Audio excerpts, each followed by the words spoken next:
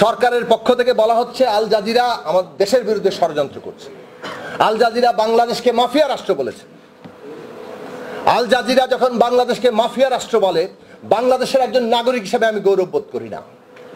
আমি তাতে ঢোলেও তাল পেটানোর জন্য উদ্যোগ নেই না। কিন্তু আমরা সরকারকে বলতে চাই, আপনারা যেভাবে আসলেই সত্যি সত্যি এই ফ্যাসিবাদ কায়েম করে সমস্ত মাফিয়াদেরকে এই ক্ষমতা ব্যবহার করার সুযোগ দিয়েছেন, তাতে আমরা অস্বীকারই বা করবো কিভাবে যে আপনারা এটা মাফিয়া রাষ্ট্র বানান নাই? ফলে আল জাজিরা বললে আমাদের অবশ্যই দুঃখ লাগে। বাংলাদেশের মর্যাদায় কেউ আঘাত আনলে আমাদেরও গায়ে লাগে। আমরা এই দেশের নাগরিক, দেশের প্রতি আমাদের অঙ্গীকারের ন্যূনতম করে জায়গা নেই, বরং আপনারা এই দেশকে এমন জায়গায় নিয়ে যাচ্ছেন আমাদের মাথা হেঁট হওয়ার অবস্থা তৈরি হচ্ছে। দুই, এই যে আল জাজিরা কি করলো, আল জাজিরার পুরো রিপোর্টে দুটো অভিযোগ ছিল যে প্রধানমন্ত্রী তার অনুগত লোকজনকে রাষ্ট্রের বিভিন্ন গুরুত্বপূর্ণ পদে নিযুক্ত করছেন এবং তার বিনিময়ে তিনি সেই ব্যক্তি ওই পদকে ব্যবহার করে প্রধানমন্ত্রী এবং তার দলকে রাজনৈতিক সুবিধা দিচ্ছেন। এবং আমরা দেখলাম যে প্রধানমন্ত্রী কি করলেন, সেনাপ্রধান হিসেবে যাকে নিয়োগ দিলেন তার ভাইদেরকে তারা প্রেসিডেন্সিয়াল দিয়ে কি বলো এটাকে মার্সি দিয়ে রাষ্ট্রপতি যিনি ক্ষমতা বসাতে করে এক ভাইকে দিয়েছেন, আর সরকারের যে 401 ধারার ক্রিমিনাল প্রসিডিওর অনুযায়ী 401 ধারা অনুযায়ী যে মওকুফ করার বিধান আছে সেটা দিয়ে আরো দুই ভাইকে তারা দিয়ে দিলেন। এবং সেটা কেউ কিছু জানে না। মাত্র 2 দিন আগেও কেউ কিছু জানতেন না। আমরা তো আম পাবলিক, সরকারের স্বরাষ্ট্রমন্ত্রী জানেন না, আইনমন্ত্রী জানেন না, তথ্যমন্ত্রী জানেন না, গহর রিজভী বিদেশি সাংবাদিকদেরকে সাক্ষাৎকার দিচ্ছেন তিনিও জানেন না। তাহলে কেন দিতে হয়? অভিযোগটা তো ছিল যে সেনাপ্রধান, সেনাবাহিনীর বিরুদ্ধে তো অভিযোগ ছিল না, অভিযোগ ছিল সেনাপ্রধান এইভাবে নিযুক্ত হয়ে তিনি কি কোনো ক্ষমতার অপব্যবহার করেছেন কিনা। কারণ এটা অন্তত পরিষ্কার যে বর্তমান যে সরকার, যাকে কর্তৃত্ববাদী, স্বৈরতান্ত্রিক, ফাঁসিবাদী আপনি যে নামে বলেন মোটামুটি সবগুলোই সঠিক হবে, এই সরকারকে হটানো অত সহজ কাজ হচ্ছে না। কাজে এই সরকারকে হটানোর জন্য যে সংগ্রাম দরকার সেটা এই দেশের জনপদকে নতুন করে জাগরিত করার প্রশ্ন। এখানে মান্না ভাই আছেন, ছাত্র রাজনীতির তিনি একজন বিখ্যাত ব্যক্তি, নেতৃত্ব, কাজেই তার একটা অভিজ্ঞতার জায়গা থেকে তো আলোচনা করবেন। এখানে অধ্যাপক আসিফ নজরুল, অধ্যাপক নাসির উদ্দিন এবং মোহাম্মদ আরিফ বিল্লাহ অধ্যাপকরা আছেন, তারাও আপনাদের অভিজ্ঞতা থেকে কথা বলবেন। রাখাল রাহা ভাই, মানে আমরা একসাথে ছাত্র আন্দোলনের সাথে যুক্ত ছিলাম। কি হচ্ছে কোথাও? আচ্ছা, আমার মনে হয় যে আমার কথা শোনা যাবে নাকি? হ্যাঁ, আচ্ছা। রাখাল রাহা, কিংবা ওনাকে আমি অন্য নামেও চিনি, আমরা একসাথে ছাত্র আন্দোলনের সাথে ছিলাম, ফলে আমাদের অনেক অভিজ্ঞতা আছে। এবং উনি নিজে এতক্ষণ একটা বিস্তারিতভাবে একটা প্রেক্ষাপট নিয়ে কথা বলেছেন। আমি খুব সংক্ষেপে আপনাদেরকে 3টি বিষয় বলতে চাই। একটা হচ্ছে যে রাজনৈতিক সংগ্রামের পেছনে ছাত্রদের একটা গুরুত্বপূর্ণ ভূমিকা প্রায় বলা চলে সবসময়ই ছিল, বিশেষত আধুনিক যে রাজনৈতিক সংগ্রামগুলোর ইতিহাস আমরা জানি, কেবল বাংলাদেশের না, পৃথিবীর অন্যান্য দেশে বড় বড় সংগ্রাম, বলতে পারেন যে একটা বিপ্লবী রূপান্তর ঘটেছে অনেক দেশে। সেই সব জায়গার যদি আপনি শুরুটা দেখেন, ছাত্রদের একটা উত্থানের সম্পর্ক আছে। মানে আমরা ভারত থেকে শুরু করে, মানে চীন থেকে শুরু করে এশিয়ার অন্যান্য দেশ, Europe, America, Latin America, Africa, বহু দেশে যেতে পারবো। আমি আলোচনার সংক্ষেপের জন্য কোনো বিস্তারিত উদাহরণে না গিয়ে এটা বলছি যে পৃথিবীর বড় আন্দোলনগুলো, বড় পরিবর্তন এর পেছনে ছাত্রদের একটা উত্থানের সম্পর্ক। এই উত্থান যেমন শারীরিক, মানে একটা আন্দোলনের মধ্যে দিয়ে উত্থান। আমাদের সর্বসাম্প্রতিক আমরা যদি ধরি, আমাদের দেশে 2টো ছাত্র আন্দোলন ঘটেছে। একটা কোটা সংস্কার আন্দোলন, যার নেতৃত্বে আপনারা গুরুত্বপূর্ণ নেতৃত্ব হিসেবে ছিলেন, এবং আরেকটি হচ্ছে আমাদের কিশোরদের আন্দোলন, যে আন্দোলন সড়ক অব্যবস্থাপনার বিরুদ্ধে তৈরি হয়ে রাষ্ট্র সংস্কারের দাবি পর্যন্ত যে আন্দোলনে উত্থাপিত হয়েছিল। তো যেটা আমি বলতে চাইছি যে এই যে উত্থান, শারীরিক উত্থান, এই শারীরিক উত্থান পৃথিবীর বিভিন্ন দেশে ঘটেছে, আমাদের দেশেও ঘটেছে। ব্রিটিশ আমলে ছাত্রদের উত্থান ঘটেছে, 60-এর দশকে ছাত্রদের উত্থান ঘটেছে, 80-র দশকে ছাত্রদের উত্থান ঘটেছে। এখন এই শারীরিক উত্থানের সাথে কিন্তু মানসিক উত্থানেরও একটা ব্যাপার আছে। অর্থাৎ একটা আন্দোলন কি ধরনের চৈতন্য কিংবা উপলব্ধির জাগরণ ঘটায় সেটা থেকে কিন্তু কল্পনার সীমাটা তৈরি হয়। অর্থাৎ একটা আন্দোলন একটা নির্দিষ্ট গোষ্ঠীর মধ্যে, ছাত্রদের মধ্যে কি ধরনের চৈতন্যের উপলব্ধির জাগরণ ঘটাচ্ছে সেটা দিয়ে তিনি পরবর্তীকালে কি কল্পনা সমাজে হাজির করবেন, বিশেষত রাষ্ট্রের কি কল্পনা তিনি হাজির করবেন। কারণ রাজনীতি তো রাষ্ট্র কল্পনা দিয়েই এগোয়। কাজে এই রাষ্ট্র কল্পনাটা ওই চৈতন্যের উপর সাথে সরাসরি সম্পর্কিত থাকে। 60-এর দশকে ধরুন আমাদের ছাত্র আন্দোলনের ভেতর থেকে কিন্তু একটা রাষ্ট্র কল্পনা তৈরি হয়েছে। এই যে বাংলাদেশের রাষ্ট্র কল্পনা, এই কল্পনার একটা বীজ, একটা স্ফুরণ ছাত্র আন্দোলনের মধ্যে তৈরি হয়েছে। তো এই কল্পনার সীমাটা খুব গুরুত্বপূর্ণ। আমি আজকে বলবো সাম্প্রতিক আমাদের যে ছাত্র আন্দোলন ঘটেছে, এই আন্দোলনও আমাদেরকে একটা কল্পনার সীমা দিচ্ছে যে আমরা কি ধরনের রাষ্ট্র চাই, আমরা কি অবস্থার মধ্যে আছি, আমাদের চৈতন্য কতদূর পর্যন্ত পৌঁছাবে। এটা আজকে ছাত্র সমাজের সামনে গুরুত্বপূর্ণ প্রশ্ন। আমরা কি আমাদের বাস্তব বিদ্যমান সংকটটাকে গভীরভাবে উপলব্ধি করব, নাকি ভাষা ভাষাভাবে এগিয়ে যাব? যদি ভাষা ভাষাভাবে এগোন, যদি জোড়াতালি দেওয়ার জায়গায় থাকেন, তাহলে ছাত্র সমাজ ওই এমন গভীর কোনো জাগরণ সৃষ্টি করতে পারবে না যেটা থেকে আমরা আমাদের দেশের মানুষকে মুক্ত করতে পারি। অথবা আরেকভাবে বললে, বিদ্যমান যে জগদ্দল পাথর আমাদের উপর চেপে বসেছে সেটাকে সরানোর সত্যি সত্যি ক্ষমতা অর্জন করি। কারণ এটা অন্তত পরিষ্কার যে বর্তমান যে সরকার, যাকে কর্তৃত্ববাদী, স্বৈরতান্ত্রিক, ফাঁসিবাদী, আপনি যে নামে বলেন মোটামুটি সবগুলোই সঠিক হবে, এই সরকারকে হটানো অত সহজ কাজ হচ্ছে না। কাজে এই সরকারকে হটানোর জন্য যে সংগ্রাম দরকার, সেটা এই দেশের জনপদকে নতুন করে জাগরিত করার প্রশ্ন। এবং সেই প্রশ্নে ছাত্রদেরকে নিজেদের মধ্যেই এমন গভীর উপলব্ধির জাগরণ ঘটাতে হবে যাতে করে আপনারা এমন এক বিশ্বাস জনগণের সামনে হাজির করতে পারেন, যাতে জনগণ আবারও ওই মহাসিন্ধুর কল্লোলের মতো কল্লোলিত হয়ে ওঠেন, ঐক্যবদ্ধ হন।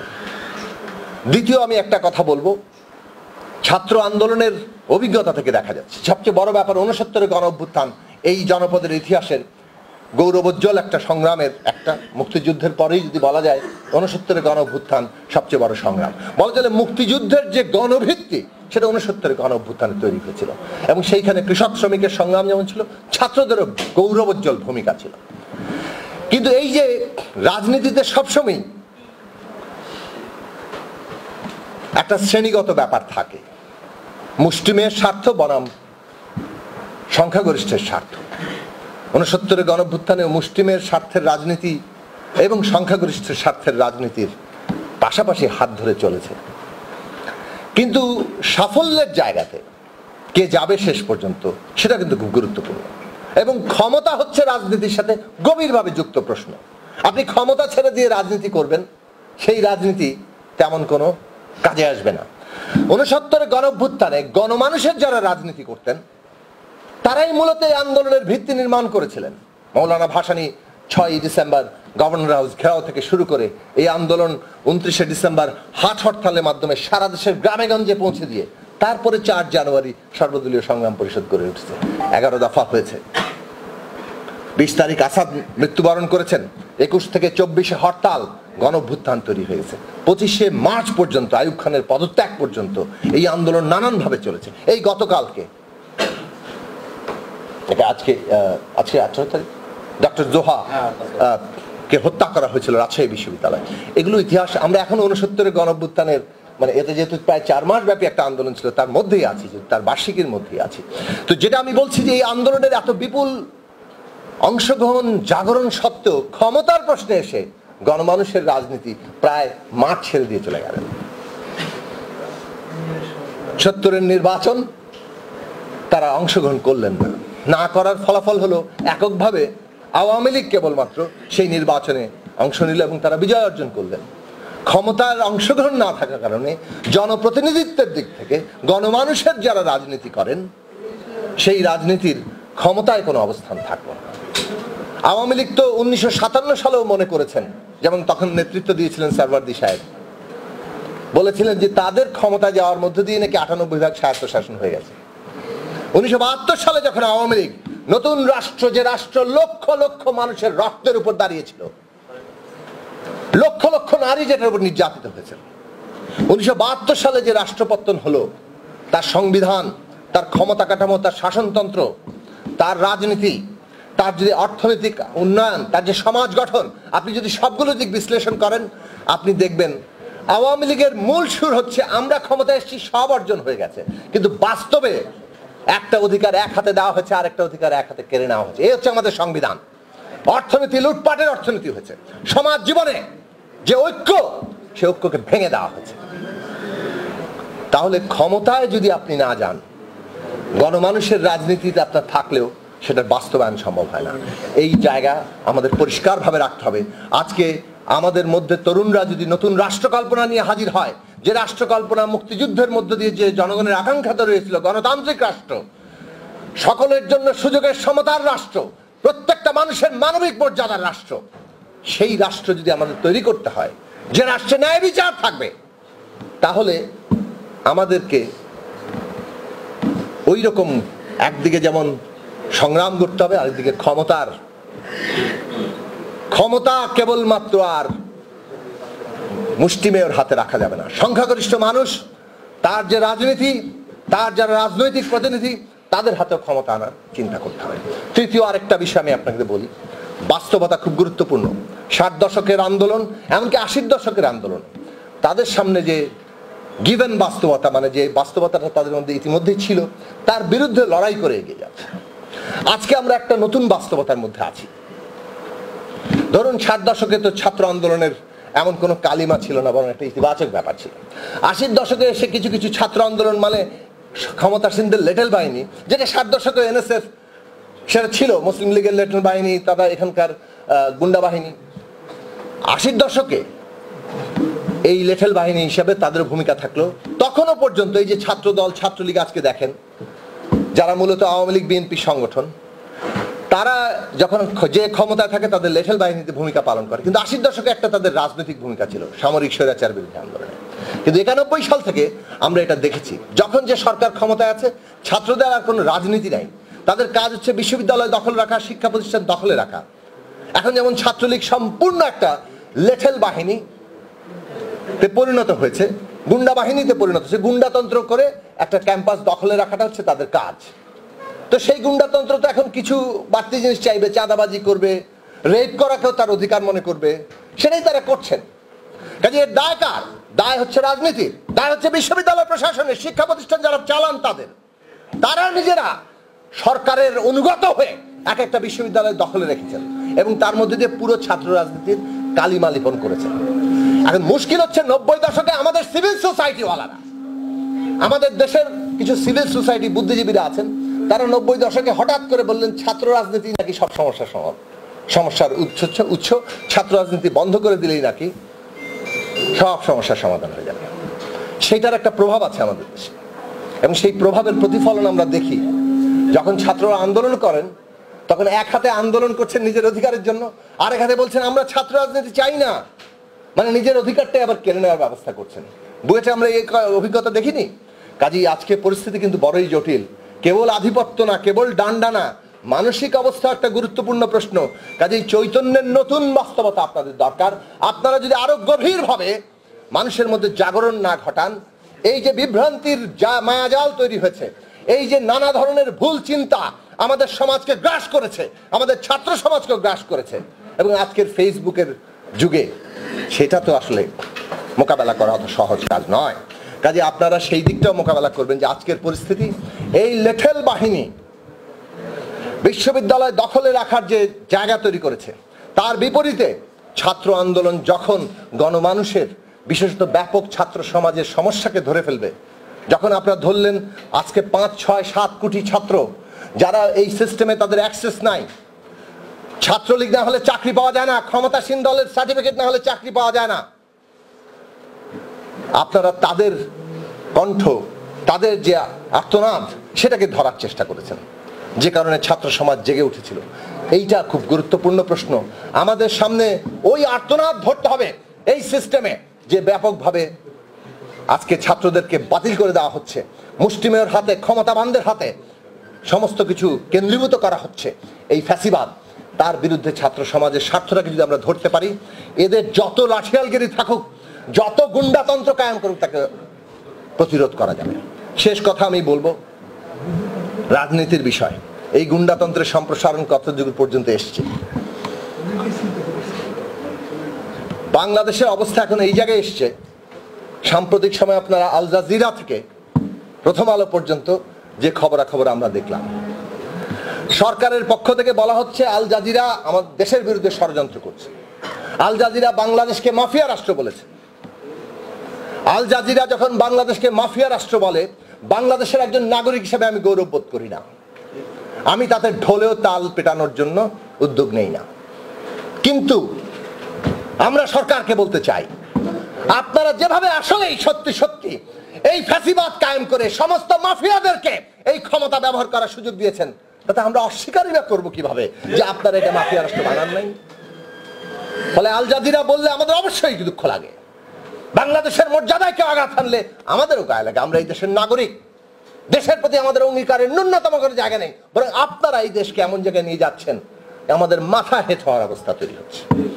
দুই, এই যে আল জাজিরা কি করলো, আল জাজিরার পুরো রিপোর্টে দুটো অভিযোগ ছিল যে প্রধানমন্ত্রী তার অনুগত লোকজনকে রাষ্ট্রের বিভিন্ন গুরুত্বপূর্ণ পদে নিযুক্ত করছেন এবং তার